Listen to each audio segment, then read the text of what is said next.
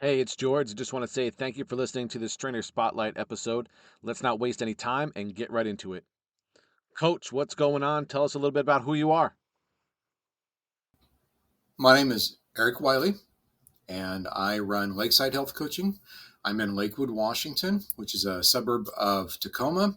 If you don't know anything about Washington, that's also a suburb of Seattle. So, kind of point of reference, I'm about an hour south of Seattle.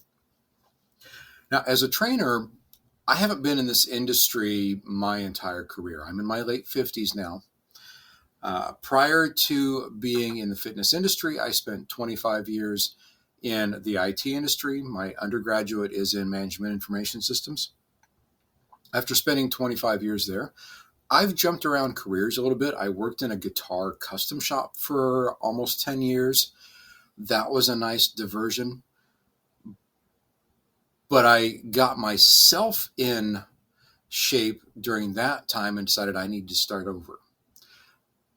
Being in the IT industry, I see a lot of my fellow peers struggling with their health as well. So I started over as a trainer. I ultimately progressed over the last 12 years into my own business.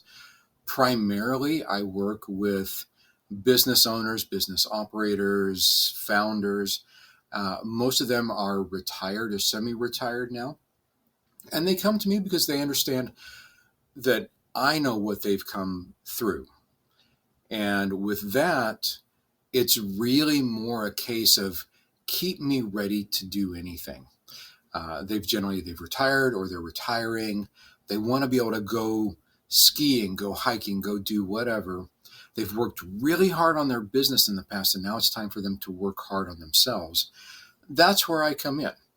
I did go back to school as well, and I got a master's in kinesiology. Part-time, I teach at the local university in the kinesiology department, teaching health sciences.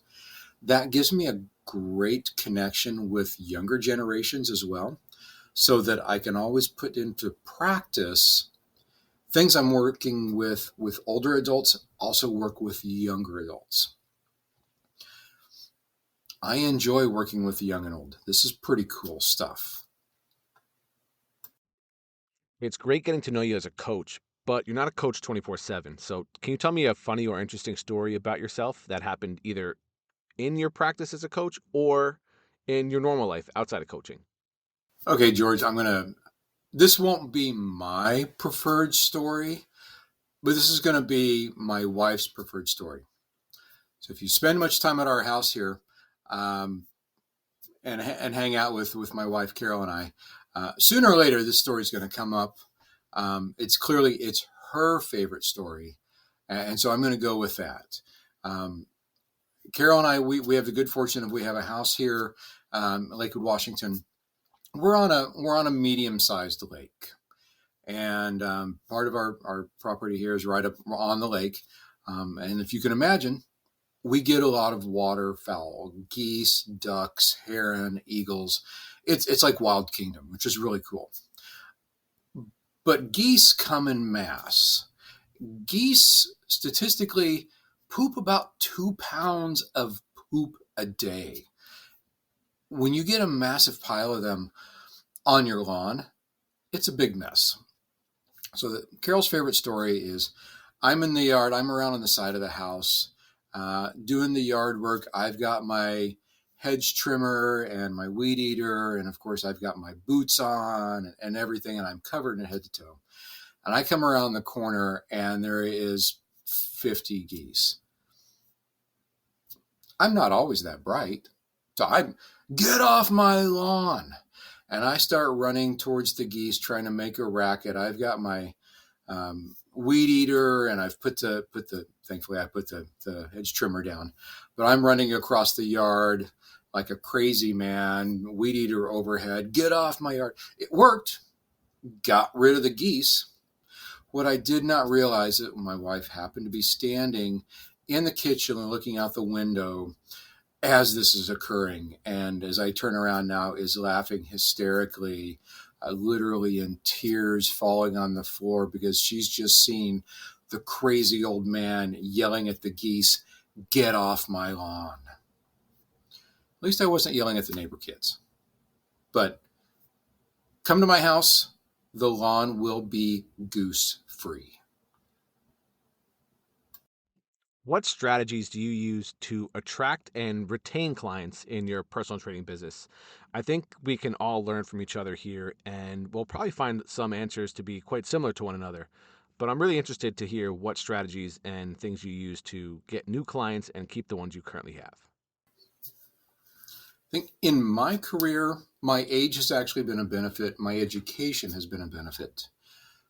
Prior to setting out on my own, I worked in a couple of different gyms and private studios. And in those studios, the people that have the most disposable income tend to be people that are a little bit older. Younger trainers, a lot of times, don't have a connection with the older clients. That made it perfect for me. I'm their age, I'm close to their age. So I automatically got more of the middle-aged and older clients. That gave me a great foundation through those years on making connections through businesses. So when I went out on my own, it was really easy to connect and reach out, and people in that strata already kind of knew who I was. And coincidentally, in our community, there is a very large golf and country club. Most of my clients have been members or are members of the country club. So there's already kind of a referred, we have a connection. I get most of my clients, by the way, from the country club. They're golfers. They know I've worked with their friends. They trust their friends. There's already a lot of built-in street cred by doing that. So I don't actually do a whole lot of marketing. 90% or more of my clients are word of mouth. And out of that 90%, almost 100% of them are coming from a business owner to a business owner or a country club member to another country club member. It's worked really good for me. I don't mind going and hanging out at the country club either. It's a good place to meet friends. Always great food, great drink. It's a good time. So it's worked out really well in connecting with like-minded people in an environment that they enjoy and thrive in. Let's say you get a new client. What's your process for assessing their fitness level, addressing their goals, and other things they express as being important? We all have different methods and can learn a lot from each other. Let's open the door and share some of our secrets. Well, I think one of the things that I do that's different from a lot of trainers, and a lot of trainers are going to say, oh, this is the horrible, this is bad, don't do this, don't ever do it. I don't worry about the one session, wonder session, let's wow them, get them to sign up on day one. I offer my clients 2 weeks. We train twice a week for 2 weeks so that I can get to know them and they can get to know me. There's less pressure. We treat it more as a diagnostic through that entire 2 weeks. When they first come in, we'll spend some time maybe on a treadmill, just moving and talking and seeing how they move. I always go through with a par queue ahead of time, getting some questionnaires filled out, finding out more about injuries. But really the first session is just kind of seeing how a person moves, try a couple of things out. First session, second session don't tend to be really difficult sessions. I find the clients respond well to that. They come in and find out, they'll respond that they felt great the next day. What's that about? I felt great the next day. I'm not sore. Shouldn't I be sore? And that gives us some opportunity to talk about what is an effective session. How are we training? How are we working around any kind of injuries you might have and finding out your goals? And usually within that 2 weeks, we can build a relationship. We know whether or not I want to work with them, and I know whether or not they want to work with me. By the end of the 2 weeks, we have an actual plan that they're already committed to and they're bought into. And after that fourth session at the end of the 2 weeks, it's just a matter of, here's the membership sign-up form. Just go key your credit card in and we start, and let's schedule your next week. With that approach, I have probably converted 80 to 90% of my trial clients. And those that don't convert into clients, I can refer them to someone else. I can give them some kind of ideas. They know what to do next. I'm a huge fan of continuing education, and I'm building FITLETE to give trainers more efficient access to education that solves their clients' problems. We all look at problem solving differently, and taking different courses, obtaining certifications, and going to new conferences can help us learn from one another. How do you continually develop your skill set as a trainer? So my undergraduate is in management information systems. That's a business degree with a concentration in IT. Pretty atypical for someone in the fitness world, but as I mentioned earlier, spending 25 years in the IT industry gives me a different foundation than a lot of trainers. I also have a master's in kinesiology, leadership in kinesiology specifically. It's kind of a mix between a kinesiology degree and an MBA. Great, again, for connecting with business people. Outside of that formal degreed education, I have multiple NASM personal trainer certification, behavior modification, corrective exercise, TRX certifications, FMS certifications. And right now I'm working on the National Board of Health and Wellness Coaches certification. That's taking quite a while, and that's pretty intense. So that's building me as a coach through those things. But staying up on fitness trends and research, teaching at the university is a powerful thing. I'm always talking to staff and faculty. I'm seeing the things that the students are working on. What are the things that are interesting them? Great conversations with people that are a whole lot smarter than me. That gives me more of the educational background. And then I've got friends. I'm in a group called Lift the Bar, which is an international group of personal trainers. It's based out of the UK. And that is connecting me with hundreds of other trainers around the world on a daily basis. So it's great to see what people are sharing. So within all that, I think perhaps some of my most important things would be the Lift the Bar, being part of a group of other trainers, because I can't read everything, I can't see everything, but when something's brought in and shared with a large group of people, I'm able to find out and learn faster. And I think that's helped me stay ahead of some of the global gyms and some of the other trainers in the area. The fitness industry is rapidly evolving before our eyes. How do you envision your personal training business evolving with it in the next few years? I'm really excited to hear what you have to say about this, because we have to plan for the future and a future we want for our business. And while all of our businesses might have the same basic goal of helping people with their fitness, we can structure them in very different ways from one another. Well, I'll step over to the kind of the secondary, the side gig first. Teaching at the university level, I think I'm probably only going to do that maybe another year, maybe 2 years. It fills up a lot of time, and I don't teach summer school, so that gives me kind of summers off from that. But at my age, I'm in my late 50s.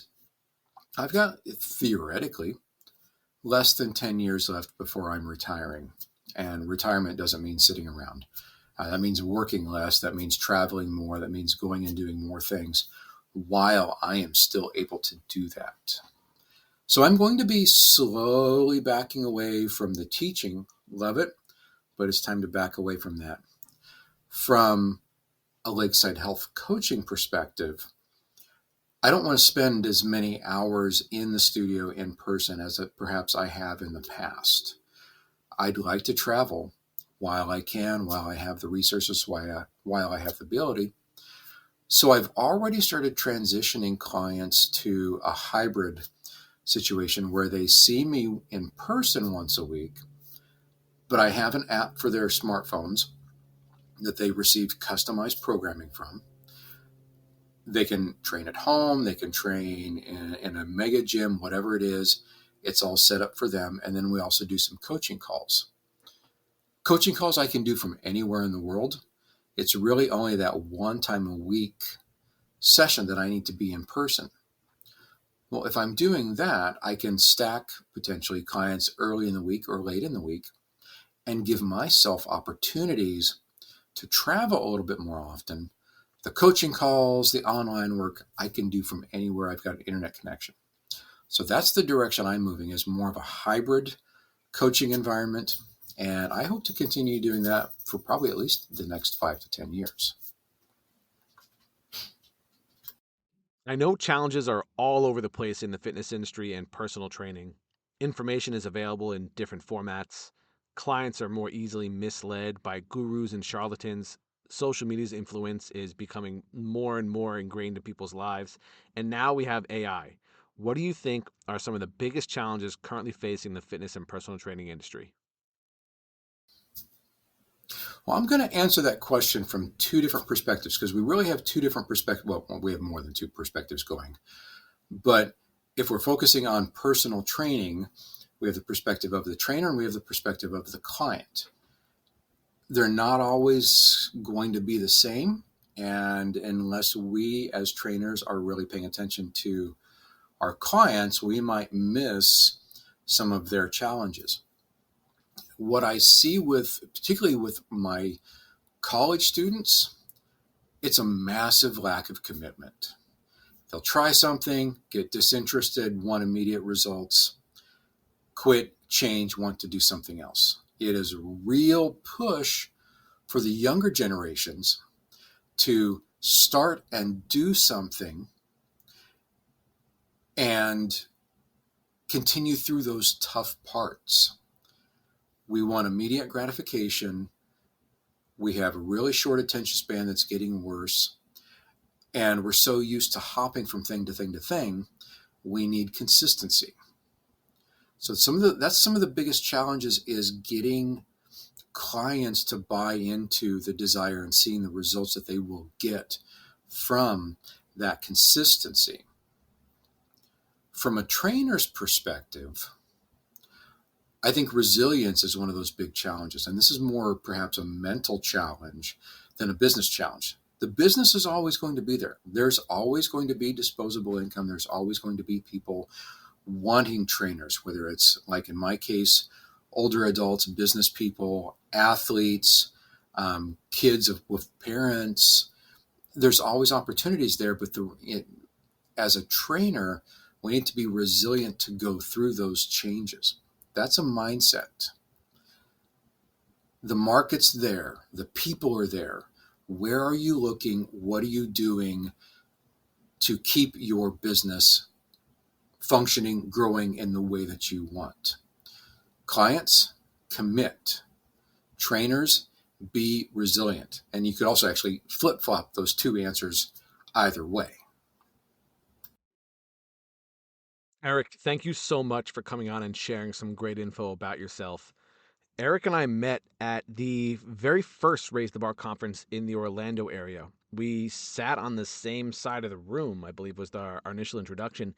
And during the first day, the host, Nick, made it a point to let everyone know that between each talk, he was allotting about 5 minutes for us to meet new people. So he would get on stage and tell people, like, it's time to get out of your comfort zone and meet somebody new in your area. I think he first started, like, you have to meet somebody on your side of the room, and then you have to go to the other side of the room or a different section and meet somebody from over there.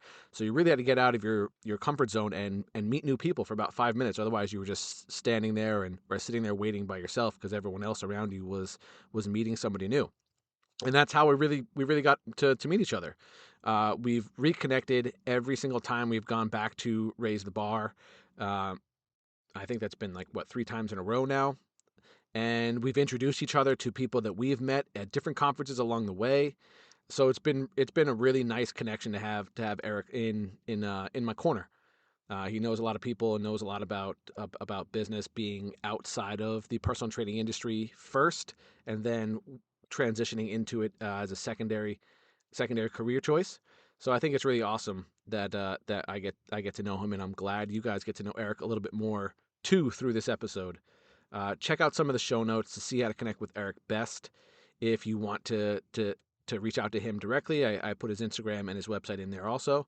And that's all for the episode. If you want to learn more about FITLETE and possibly get your own episode, visit fitlete.com. That's FITLETE.com. Thanks, and I'll talk to you soon.